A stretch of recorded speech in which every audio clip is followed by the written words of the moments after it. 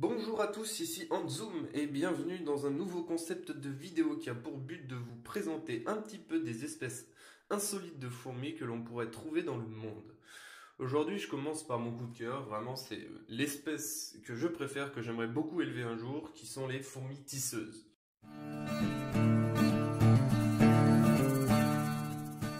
Aussi connues sous le nom de Oecophila smaragdina, ces fourmis sont simplement magnifiques. L'abdomen est vert pomme, le corps est plutôt orangé, les ouvrières possèdent des pattes très fines qui leur donnent un air de danseuse étoile. Excusez-moi, je m'égare. Donc, disais-je, ces fourmis entrent dans ce que j'appelle des insectes de taille raisonnable.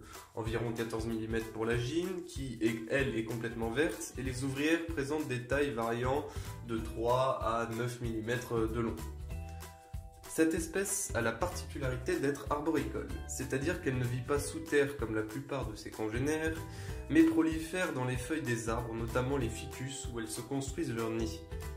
En plus du fait que cette espèce est polygyne, ce qui lui donne des points supplémentaires dans mon classement de mes espèces préférées, les tisseuses font preuve d'intelligence et d'ingéniosité lors de la construction de leur habitat. En fait, elles se servent de la soie sécrétée par les larves pour relier entre elles les feuilles du ficus, tout en faisant attention de ne pas accrocher les copines qui s'occupent de les tenir. Lorsque le nid est complètement fini, il ressemble à un gros cocon bien solide offrant une protection efficace contre les petits prédateurs, par exemple des insectes plus gros ou encore des araignées. À l'intérieur, la colonie s'installe, les gynes continuent de pondre et les ouvrières repartent en chasse. Du côté de l'élevage désormais, il est possible de s'en procurer sur des sites spécialisés ou chez des vendeurs aguerris, car je tiens à vous prévenir que cette espèce, originaire d'Asie ou d'Australie, est très dure à élever et est réservée pour les plus doués. Il faut construire un terrarium assez imposant et planter un ficus au centre afin de leur offrir leur habitat.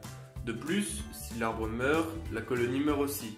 Il faut veiller à avoir en permanence de bonnes températures et une hygrométrie parfaite. Bref, tout ça pour vous dire qu'il vaut mieux laisser l'élevage aux personnes qui s'y connaissent et plutôt admirer ces petites bestioles déambuler à travers des vidéos ou des documentaires. Je vous mettrai d'ailleurs quelques liens dans la description. Ce qui est aussi super intéressant à regarder, c'est leur technique de chasse. Comme vous pouvez le voir, les ouvrières immobilisent les insectes en les tenant par les pattes, et comme au Moyen-Âge, il y a un moment où à force de tirer, ça s'arrache. Du coup, c'est comme ça qu'elles tuent leurs insectes, c'est les tortures du Moyen-Âge, c'est l'écartèlement quoi. C'est tout pour moi, j'espère que ce concept de vidéo vous plaira. Si vous avez des suggestions, des questions ou des remarques, n'hésitez pas à me le dire dans les commentaires, j'y répondrai toujours. Lâchez donc un pouce bleu et abonnez-vous si ce n'est pas déjà fait. Sur ce, messieurs, dames, à la prochaine.